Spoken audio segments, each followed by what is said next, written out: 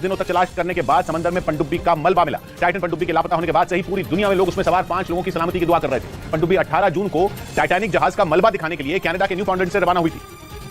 लेकिन अमेरिकी coast guard के मुताबिक समंदर में उतरने के कुछ देर बाद ही टाइटन पनडुब्बी में तेज धमाका हुआ था, जिससे उसमें सवार सभी 5 लोगों की मौत हो गई। ये पनडुब्बी 18 जून को कनाडा के न्यू फाउंडलैंड से रवाना हुई थी, लेकिन समंदर में उतरने के 2 घंटे बाद ही उसका संपर्क अपने जहाज से टूट गया।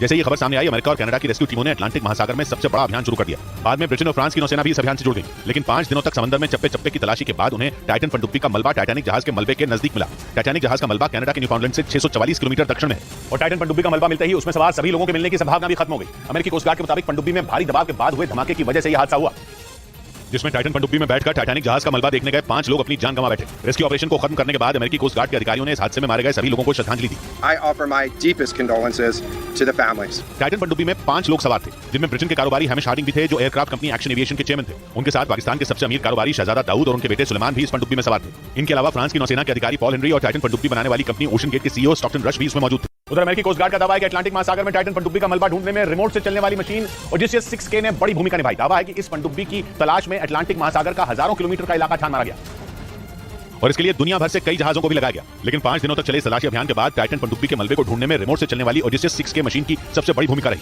अमेरिकी कोस्ट गार्ड के मुताबिक इस मशीन को अमेरिका की एक कंपनी ने बनाया है, जो समंदर की सतह तक जाने में सक्षम है और इसी मशीन ने 22 फीट लंबी टाइटन पनडुब्बी की तलाश में टाइटैनिक जहाज के आसपास के पूरे इलाके को छान मारा।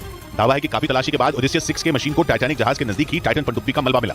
इस बीच अमेरिकी नौसेना ने दावा किया कि उसके खुफिया हथियार ने टाइटन पनडुब्बी में हुए धमाके की आवाज सबसे पहले सुनी थी। अमेरिकी नौसेना के मुताबिक उसने कई दिन पहले ये आवाज उसी जगह सुनी जहां अंतिम बार टाइटन पनडुब्बी ने अपने जहाज से संपर्क किया था और इसके लिए अमेरिकी नौसेना ने एक ऐसे खुफिया उपकरण का इस्तेमाल किया जो समंदर की गहराइयों में किसी भी आवाज को आसानी से सुन सकता है। दावा है कि 18 जून यानी जिस दिन टाइटन पनडुब्बी 5 लोगों को लेकर टाइटैनिक जहाज का मलबा दिखाने के लिए रवाना हुई थी, उसी दिन अमेरिकी नौसेना ने अटलांटिक महासागर में धमाके की आवाज सुनी थी। लेकिन खबर है कि वो बिना सबूत किसी नतीजे पर पहुंचना नहीं चाहती। इसी वजह से अमेरिकी नौसेना ने यह बात छुपा कर रखी। मीडिया रिपोर्ट के मुताबिक अमेरिकी नौसेना ने जिस खुफिया उपकरण से धमाके की आवाज सुनी थी